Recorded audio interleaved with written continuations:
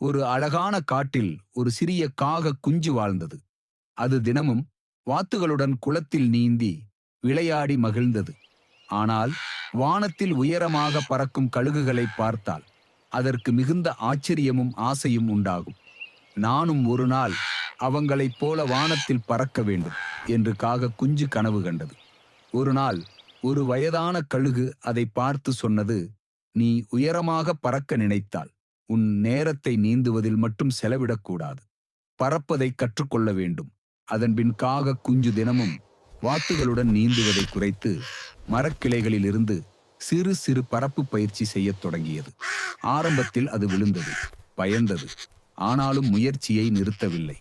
நாள்கள் கடந்தபின் அந்த காக குஞ்சு தன்னம்பிக்கையுடன் வானத்தில் உயரமாக பறக்க ஆரம்பித்தது. கீழே பார்த்த வாத்துகள் மகிழ்ச்சியுடன் கைத்தட்டின. அப்போது காக குஞ்சு சிரித்துக்கொண்டே நினைத்தது, கழுகுகளுடன் பறக்க வேண்டுமென்றால் வாத்துகளுடன் நீந்துவதை நிறுத்த வேண்டும் என்று.